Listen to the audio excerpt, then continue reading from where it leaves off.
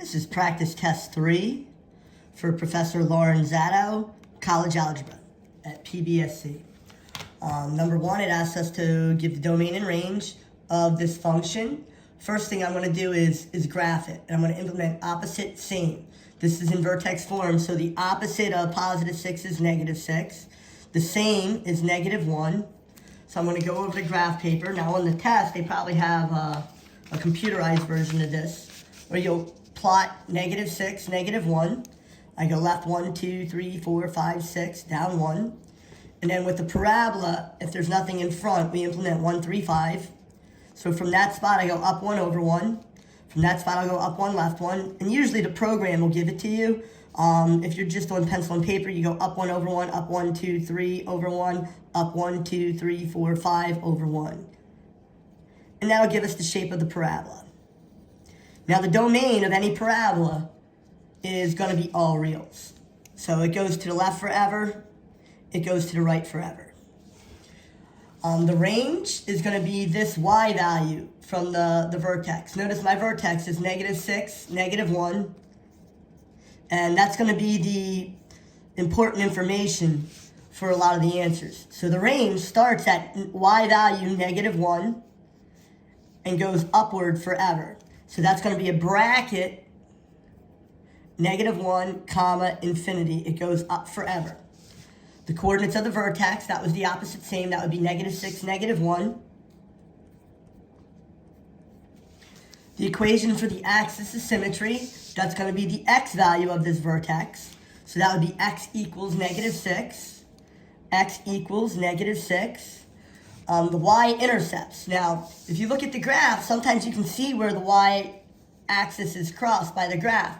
For this one, you can't. So what we're going to do is we're going to plug in a 0. The y-intercept is where the x value is 0, and we figure out what the y value is. And they also want an ordered pair. So I'll start it off with a 0, comma, something. So what I want to do is take that 0 and plug it in for x up here. And that'll tell us that y equals this value at 0. So I'm just going to plug that in, parentheses, 0 plus 6, close parentheses, squared, minus 1. And that means when x is 0, y is 35.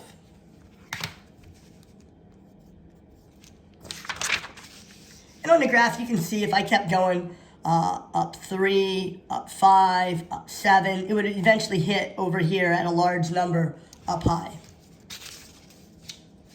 Find the x-intercepts. The x-intercepts, after you graph it, you can see the x-intercepts are 1 to the left of negative 6. That would be negative 7, 0. And negative 1, 2, 3, 4, negative 5, 0. So there would be negative 7, 0, and comma, it says use a comma, negative 5, 0.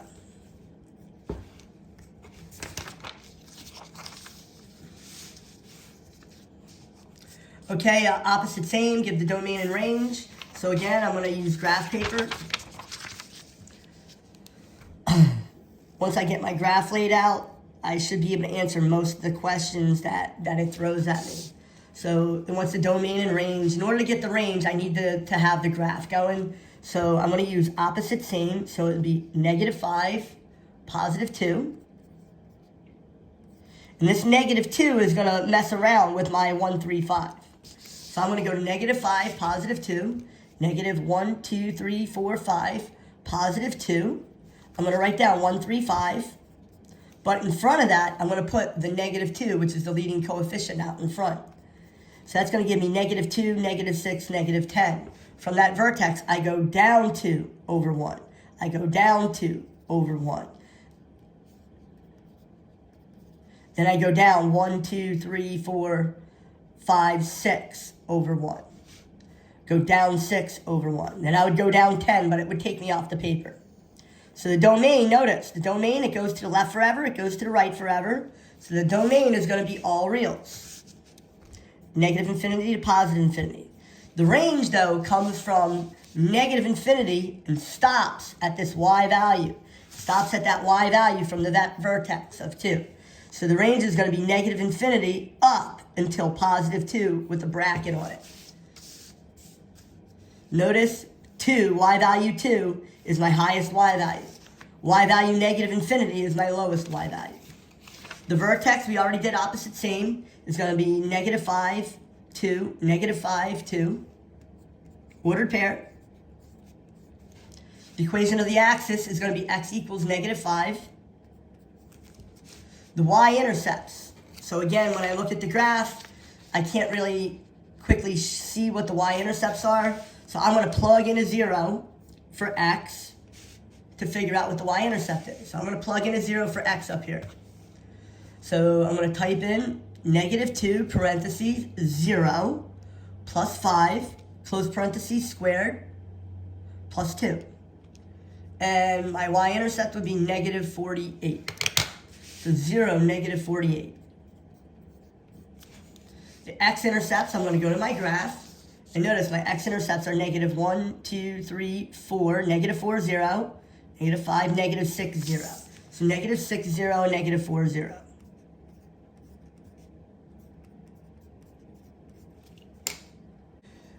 This one's not in vertex form, it's in standard form. So in order to get the vertex, I can't do opposite same just by looking at it. I'm actually going to use the CASI. I'm going to do mode 5, 3. Notice it says x squared there, so that's going to be mode 5, 3. I'm going to type in the coefficients. 1 equals negative 8 equals 20 equals. Now when I hit equals again, that gives me a solution. Notice this has an imaginary solution. I get another solution. I don't want the solutions or x-intercepts. I want the vertex. And that's the x val min is at 4. So my vertex is going to be located at 4, comma, 4. So 4, 4 is where my vertex is. Notice my leading coefficient in front of that is a 1. So when I go to graph this, it's going to be pretty basic. I'm going to go to 4, 4. So I'm going to go right, 1, 2, 3, 4, up, 1, 2, 3, 4. Put my vertex, and then I'm going to implement 1, 3, 5. So from there I go up 1 over 1. I go up 1, left 1. I go up 1, 2, 3 over 1, up 3 over 1. Sketch the curve, and now I can answer most of the information it asks me. Notice my answers, my solutions were imaginary. That's because the graph doesn't actually touch the x-axis. My vertex is real. My vertex is 4, 4. X value 4, y value 4. The axis of symmetry is going to be the x value, so that's going to be x equals 4. Be careful, sometimes they give you the x, sometimes you have to type in the equation, x equals 4. The domain of any parabola, it goes to the left forever, it goes to the right forever. That's going to be negative infinity, comma, infinity. The range, the lowest y value is going to be this 4. The lowest y value is going to be that 4. The highest y value is going to be positive infinity. So that's going to be bracket 4, comma, infinity. Largest open interval in which the function is increasing, going uphill. All math arrows point right. All math arrows point right. I know sometimes we have the arrow in this, but actually the arrows point to the right. And when they point to the right, on the left side of this graph, they point down. On the right side of this graph, they point up. Where they point up, that's what we call increasing. So the increasing domain is going to be from this x value 4 to positive infinity. Now, you never put a bracket on increasing, decreasing. So the interval that it's increasing is going to be from parentheses 4, that x value 4, to infinity. Now the interval that it's decreasing, that's going downhill, that's on the left side of the graph. So it's decreasing from negative infinity all the way up to that x value 4. So it's decreasing from negative infinity to x value 4. Never put a bracket on increasing, decreasing problems. Again, it's not in vertex form, so I'm going to mode 5, 3 it to graph it. I'm going to type in the coefficients. 1, negative 16, and 63. 1 equals, negative 16 equals, and 63 equals. Hit equals. Notice this time it goes through an x-intercept of 9. An x-intercept of 7, and here comes the vertex is located at 8, negative 1. So the vertex is located at 8, comma, negative 1. It asks for an ordered pair. So I'm going to graph this really quickly, just using pencil and paper. So I'm going to go right 8, down 1. 1, 2, 3, 4, 5, 6, 7, 8, down 1. There's a 1 in front, no leading coefficient other than 1. So I'm going to implement 1, 3, 5. So from here I go up 1 over 1. I go up 1, left 1, and that'll draw my parabola on the computer. 1, 2, 3 over 1, 1, 2, 3, 4, 5 over 1, 1, 2, 3 over 1, 5 over 1. Sketch it. Vertex is 8, negative 1. The axis of symmetry is x equals that 8. X equals that 8. Again, it says an equation, so we're going to write x equals 8. Sometimes they give us the x equals, sometimes we have to type it in. The domain, it goes to the left forever, it goes to the right forever, negative infinity to positive infinity. The range, the lowest y value is negative 1. The highest y value is infinity. Now in the range, we put a bracket. Interval notation. The largest open interval in which it is increasing. So this 8 is going to be my pivot. The 8 is where it goes from decreasing to increasing. So it's increasing from x value 8 to infinity. So it's increasing from x value 8 to infinity. It's decreasing sort of on the flip of that. It's decreasing from negative infinity to x value 8. So it's decreasing from negative infinity to the same x value 8. It's not the opposite. The 8 stays the same. The order switches and the infinity switches. Find two numbers whose sum is 26, whose product is a maximum. This one here is like a famous question. I can do it really quickly. You just take half of that. So half of 26 is 13. And then 13 times 13 would be the maximum, 169. I'm just going to write down 13, comma 13. Because it's two numbers, and those are them. This is called projectile motion. This one's a little bit more involved. It tells us about the object is projected. That's where we get the term projectile motion. Upward from the ground level with the initial velocity of 128. That means something. That goes in the second spot. From the ground, that means there's no constant term. It's just 0. And the negative 16, we're supposed to know from physics. That's the acceleration of gravity on planet Earth. It's negative 16 feet per second. After t seconds given by the equation, they give us the equation. So they want to know how long it will take the object to reach its maximum height. And then they want to know what its maximum height is. So if you were to draw a picture of this negative 16x squared, it would look like this. It would be an upside down parabola. And it would eventually hit the ground over here. This is going to be located at 0, 0 on the x-axis. And that's because there's no constant term in the back end. I'm just going to mode 5-3 it to get that vertex. Mode 5-3 will also give us the start point and when it hits the ground. It also will give us when it hits the ground. This is its maximum height, and it tells us how many seconds it takes to get to that maximum height. Mode 5-3, we're going to type in negative 16, 128, and don't forget to put the 0 for the back. So it will hit the ground in 8 seconds. That's what that means. But they want to know when it will reach its maximum height. That's when it starts at 0. And then it will take 4 seconds for it to reach a maximum height of 256 feet. So after 4 seconds, this thing will be 256 feet high. So the object will take 4 seconds to reach a maximum height of 256 feet.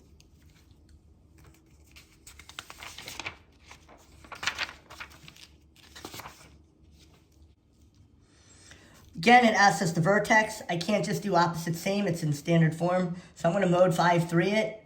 I'm going to type in 1 equals negative 16 equals and 63 equals. Hit equals. That's an intercept. That's an intercept. 8, negative 1. I feel like, yeah, number 7 is the same as number 4, but I'm going to run through it really quickly.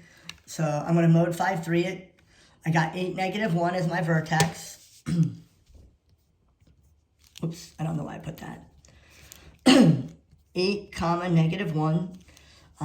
It wants me to graph it, so I'm just going to do a real quick cheesy graph. So it goes through 8, comma, negative 1, and then it'll go up 1 over 1, up 1 over 1. So this is 8, negative 1. And because I went up 1, right 1, up 1, left 1, this would be 9, 0, and this would be 7, 0. So these would be the x-intercepts.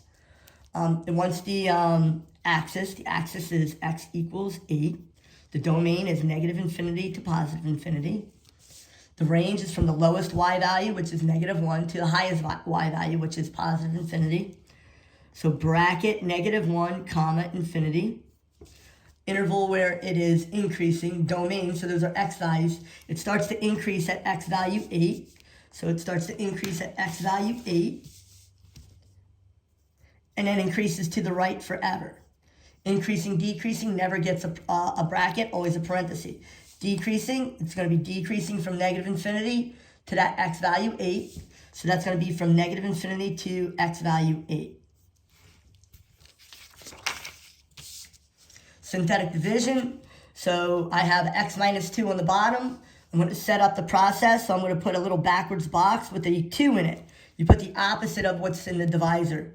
Negative 7. 8, negative 6, 9 are my coefficients and my constant term. I like to put a 0 here. I don't know what other people put. Negative 7 and 0 is negative 7. 2 times negative 7 is negative 14. 8 minus 14 is negative 6. 2 times negative 6 is negative 12. Negative 6 and negative 12 is negative 18. 2 times negative 18 is negative 36. 9 minus 36, I don't trust my arithmetic. I'm going to go to mode 1 and do 9 minus 36. And that would be my remainder, negative 27. So here's how I have to rewrite this as that's an x cubed, that's an x cubed, so this is going to be an x squared. My final answer would be negative 7 x squared minus 6x minus 18. Then I have a negative 27 minus 27 over the original x minus 2.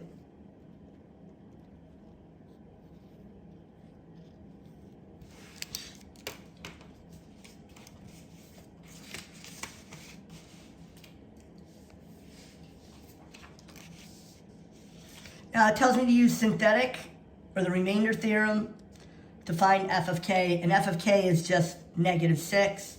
All I'm going to do is plug negative 6 into the equation. If I did synthetic with negative 6, that would give me the remainder. If I plug in negative 6, that will also give me the remainder. If the remainder is 0, that means negative 6 is the solution. So I'm not in any special mode, just mode 1, normal computational mode. Type in negative 2 parentheses. Now I'm going to plug in the negative 6, close parentheses. It's cubed to the third power, minus 17, parentheses. I'm plugging in negative 6. This time it's squared. Minus 31 times negative 6. Minus 31 times negative 6. Minus 16. Maybe that's a 15. Minus 15. Negative 9 is my remainder. So that would be your answer. You just type in f of k equals negative 9. Use synthetic to determine if k is a 0. There's a couple of ways to do it. I'm just going to plug in the 3. Notice it's not x minus 3. It's just k equals 3. So you actually plug in what it says to plug in. So 3 times 3 to the third minus 12 times 3 squared minus 2 times 3 plus 28. F of 3 is negative 5.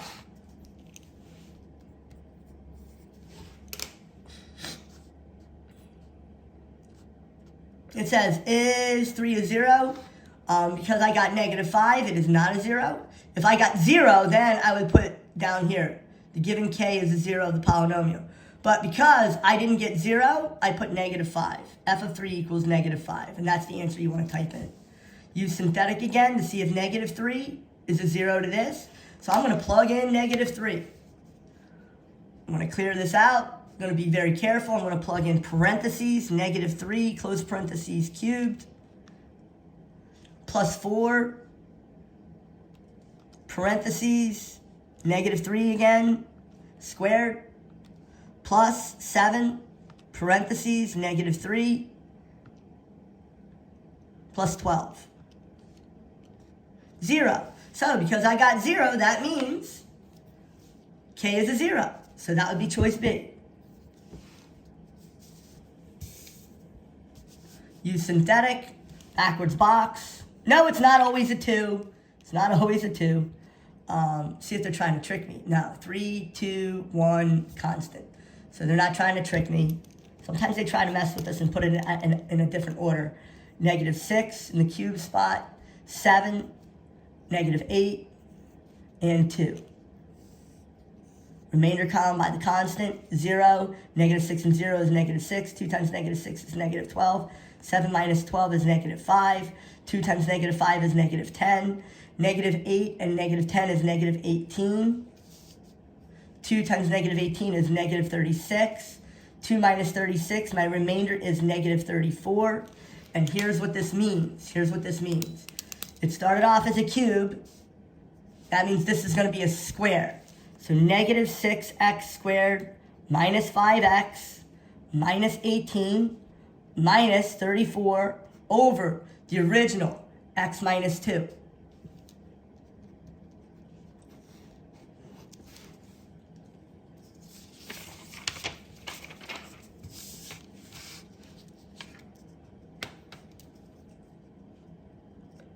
So I'm going to plug in f of -3 for number 13, clear it out, normal mode. So negative, parentheses, -3, close parentheses, cubed. Bring it down, minus 5, parentheses, -3 squared. Minus 7, minus 7, parentheses, -3, minus 10. -7 is my remainder, so f of -3 equals -7.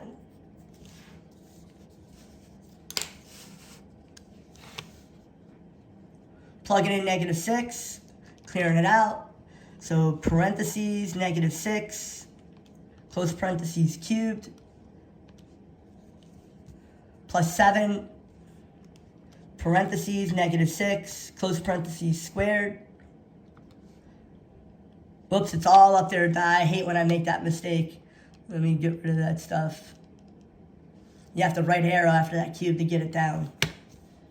Plus 7, parentheses, and plug it in -6, -6, close parentheses, squared, plus 4, parentheses, -6, close parentheses, and then the constant term is minus 12. 0.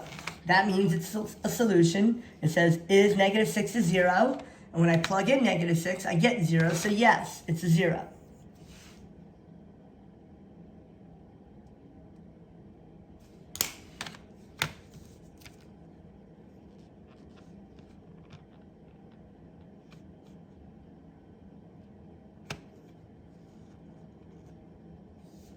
See if I did it accurately.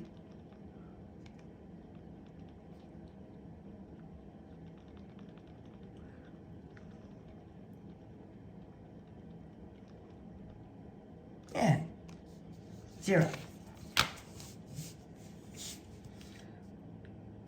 Now they want to know if x plus 3 is a factor.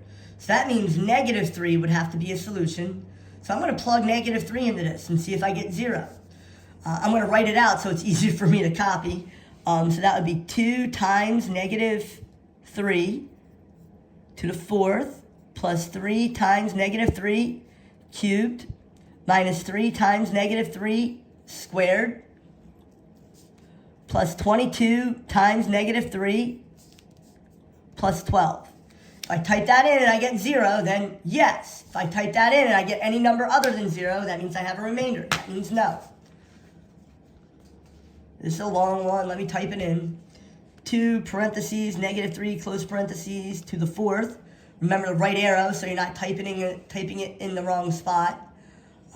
Plus 3 parentheses, -3, close parentheses, cubed. Minus 3 parentheses, -3, close parentheses, squared. Plus 22 times -3 plus 12. 0. Yeah. So after I type that in, I get 0. That means yes, it's a factor. That means -3 is a solution and x plus 3 is a factor.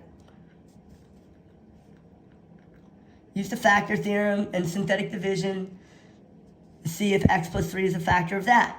So that means -3 is a solution. So I'm going to plug in -3. So -3 cubed plus 7 times -3 minus 6. That's what I'm going to type in. If I get 0, it's a yes. If I don't get 0, it's a no. So negative parentheses, -3, close parentheses, cubed, plus 7 times -3 minus 6. I get 0, so yes, it is a factor.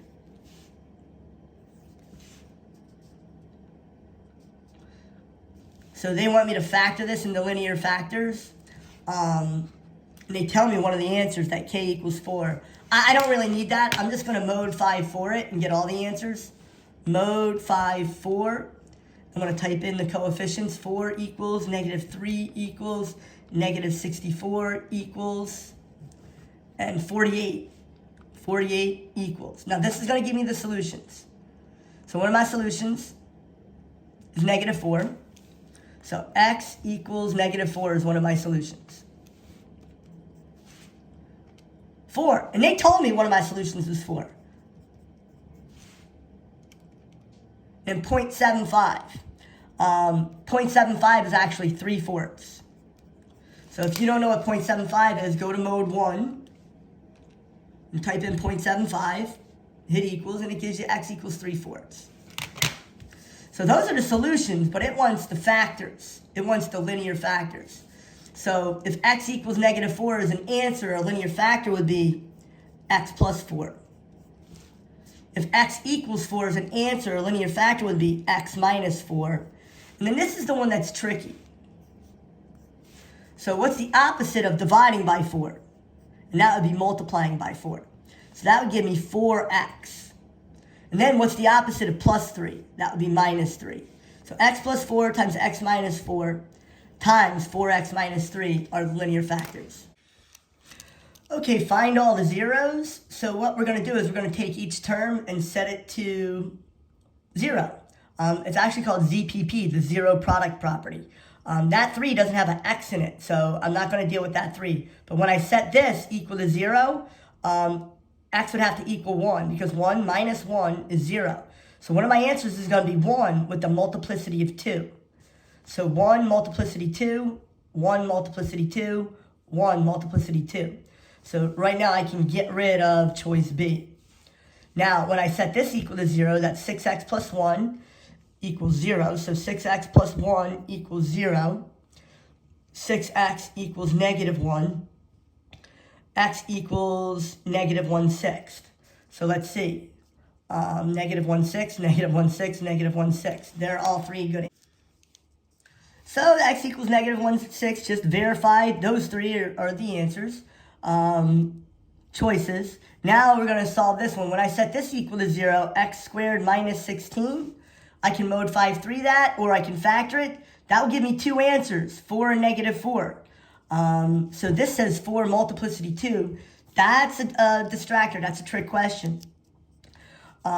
So 4 and -4. Notice the -3 is not an answer. So it can't be that one. It has to be choice C.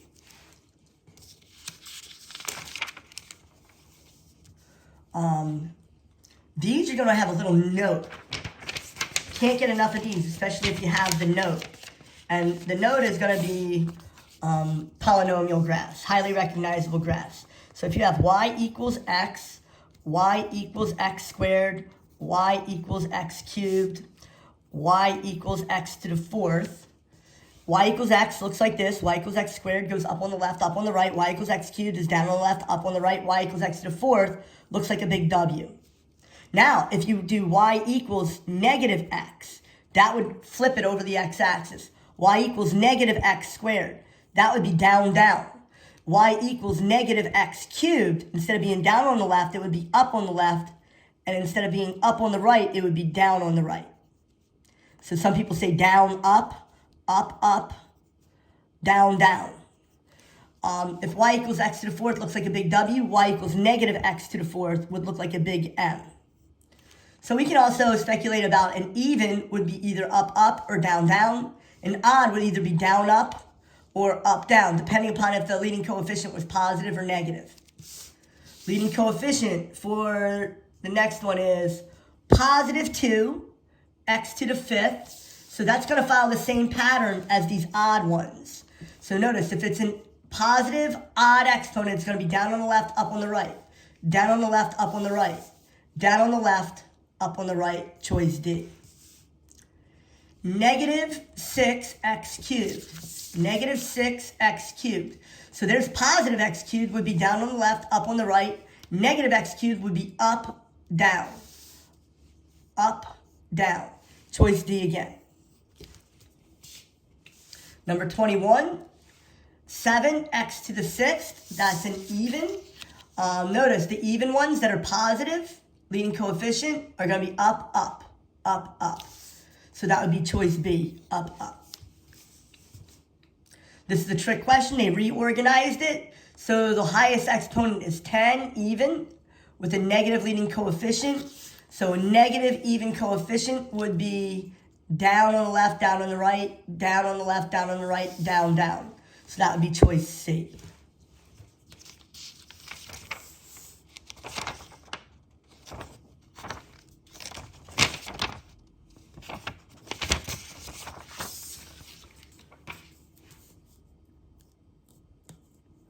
Okay, in order to graph these, you're going to need 4 points. They give us 3, a 0, a 2, and a negative 1. A 0, a 2, and a negative 1. So they give us 3 points. And you would go to the graph paper, and you would plot 0, 2, and negative 1, but that would not give you the curve. You need one more coordinate in order to get that shape on the computer to draw it. So I know I have a 0 through ZPP. That would be 0.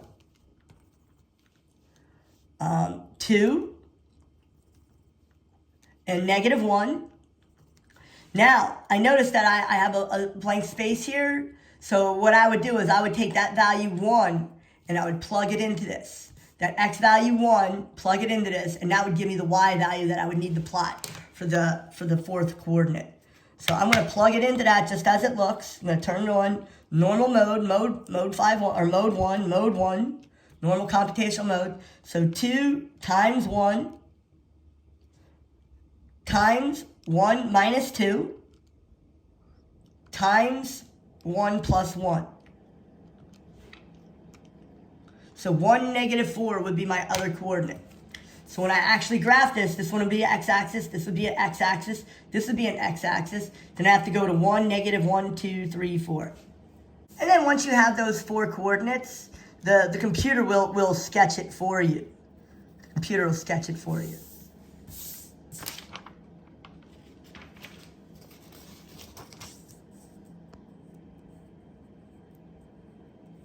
So this one, we're going to use this node and intercepts.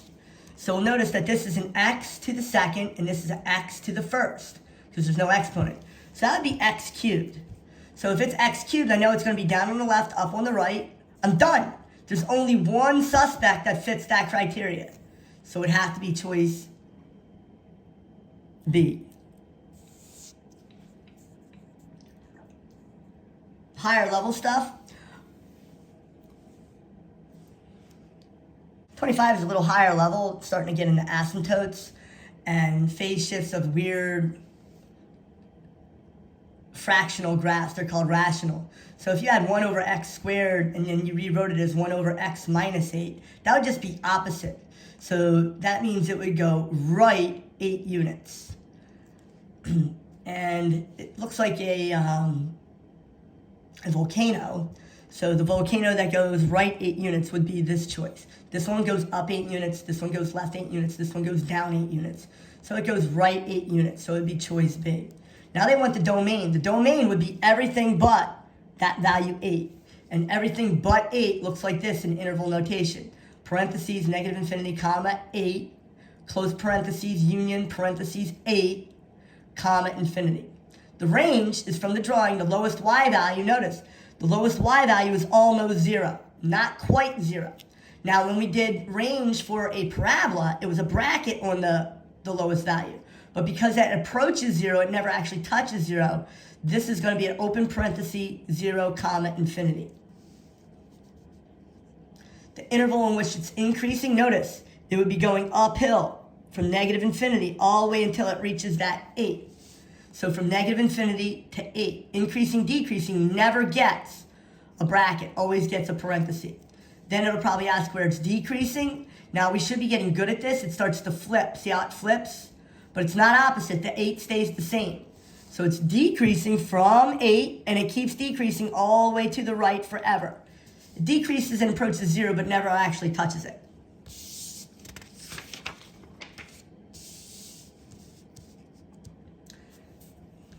Wants to know the asymptote. The vertical asymptote is Vux. So you take that bottom and you set it equal to 0, and it's actually the opposite of whatever that is. So x equals 5 is my vertical asymptote. Now the horizontal asymptote has some rules. So let's do the rules for horizontal asymptote. If the degree of the top is smaller than the degree of the bottom. See how this is just a 6, but there's no x? And this is an x. So the degree of the top is smaller than the degree of the bottom. And another example would be something like 5x over 3x squared plus 7. Notice now the degree of the top is a 1, and the degree of the bottom is a 2. So the degree of the top is smaller than the degree of the bottom. So the degree of the top is smaller than the degree of the bottom. That means the horizontal asymptote is going to be y equals 0. Now, if you have a horizontal asymptote, you cannot have an oblique. There is no oblique asymptote. For 27, wants to know the horizontal and vertical asymptotes. Their vertical asymptote, you take the bottom and you set it equal to 0. So 3x plus 3 equals 0. Subtract 3, that would give us 3x equals negative 3. And then when you divide by 3, that gives you x equals negative 1. So x equals negative 1 is my vertical asymptote. Now for the horizontal asymptote, notice the degree of the top is 1, and the degree of the bottom is also 1. Now, what's 6x, negative 6x divided by 3x? That would equal negative 2. So my horizontal asymptote is just going to be negative 2. It's that simple. You just divide the coefficient of the top by the coefficient of the bottom when they have the same degree. And now it gives you just negative 2. So notice, my horizontal asymptote is y equals negative 2. Again, if you have a horizontal asymptote, you cannot have an oblique. There is no oblique if you have a horizontal.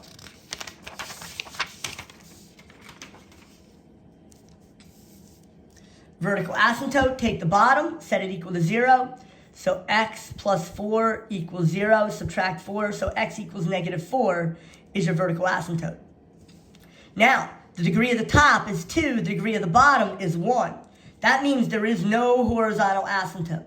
Now, because there's no horizontal asymptote, you can go ahead and find the oblique or slant asymptote. There's a shortcut for this. You can do a lot of math, or just notice, see the bottom is x plus 4. The oblique is going to be x minus 4. It's that simple if it's in that format. It's usually a lot more work, but we're going to skip that. If that said x plus 7, it would be x minus 7 down here. Find the vertical asymptote, find the horizontal asymptote. In order to find the vertical asymptote, I'm going to set the bottom equal to 0. But I'm just going to mode 5-3 that, and that will give me the answers. So mode 5-3 the bottom, type in 2 equals, negative 1 equals, negative 10 equals. Now I'm looking for x1, which is 5 halves, and -2. So my vertical asymptotes are located at -2 and 5/2. The horizontal asymptote, no calculator, it's going to go look at the degrees. So this degree is 2, so that's 1x squared. This degree is 2, that's 2x squared. So these simplify, and my horizontal asymptote is going to be 1/2. So y equals 1/2. If you have a horizontal, you cannot have an oblique. You can't have them both.